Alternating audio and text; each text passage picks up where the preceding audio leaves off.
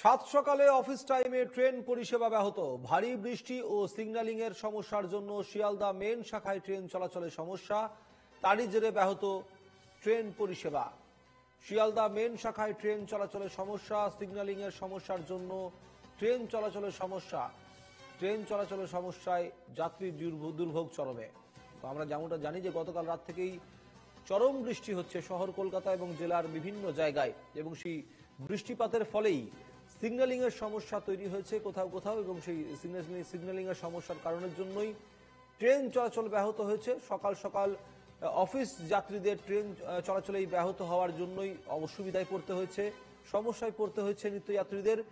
যারা কলকাতায় যারা আসেন নিত্যদিন কাজ করতে, তাদের প্রতিদিন সমস্যার মধ্যে পড়তে হয় না, কিন্তু হঠাৎ করে আজকে এইভাবে সিগন্যালিং এর সমস্যার জন্যই, বৃষ্টিপাতের কারণের জন্য বিভিন্ন জায়গায় সিগন্যালিং এর সমস্যা হচ্ছে, এবং সেই সমস্যার কারণের জন্যই যাত্রী দুর্ভোগ হয়ে সমস্যার মধ্যে পড়তে হয়েছে।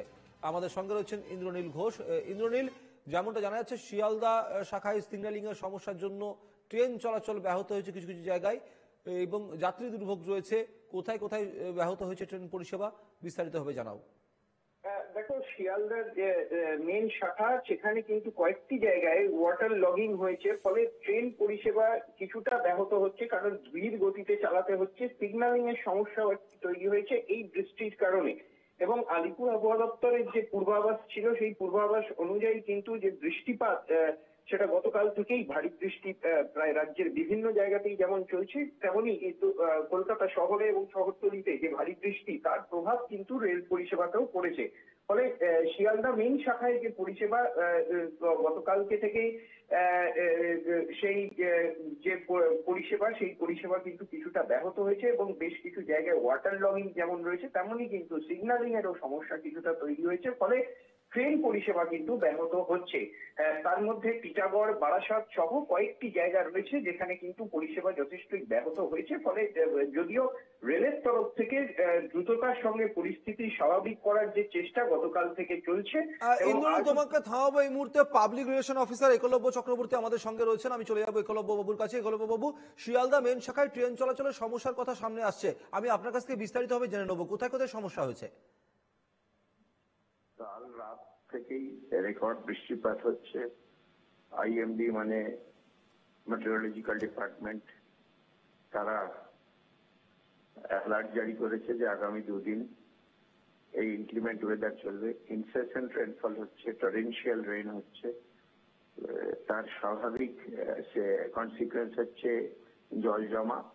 সেই ওয়াটার লগিং আটকাতে আমাদের ইঞ্জিনিয়ারিং ডিপার্টমেন্ট, এসআইটি ডিপার্টমেন্ট সারা রাত কাজ করেছে, কালকেও আজও কাজ করে চলেছে। পাম্প চলছে, বৃষ্টি মাথায় নিয়ে সিগন্যাল টেলিকম ডিপার্টমেন্টের লোকেরা লাইন ঠিক করছেন, কানেকশন ঠিক করছেন। ট্রেন একটু স্লো চলছে, সেটা মূলত যাত্রীদের নিরাপত্তা এবং সুরক্ষা মাথায় রেখে, এবং কোনো যাতে আনটুয়ার্ড ইনসিডেন্ট কিছু না হয় সেই দিকে চোখ রেখে। তবে একটা ট্রেনও শিয়ালদা ডিভিশনে বাতিল হয়নি।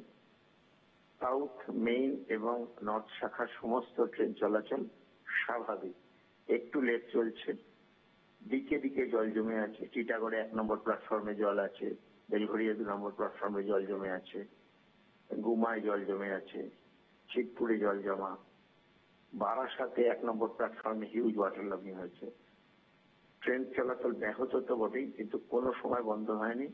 এবং আমাদের যারা ইঞ্জিনিয়ার, যারা স্টাফ, তারা 24/7 চেষ্টা করছে to keep the life line going.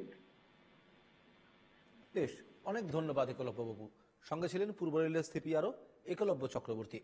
আমরা বিস্তারিতভাবে জেনে নিলাম যে কোথায় কোথায় জল জমে রয়েছে, এবং তিনি পরিষ্কারভাবে বললেন যে একটা ট্রেনও বাতিল হয়নি, সমস্ত ট্রেন চলছে, শুধু সময় থেকে হয়তো একটু ধীর গতিতে চলছে, তাও সেটা যাত্রী সুরক্ষার কথা মাথায় রেখে।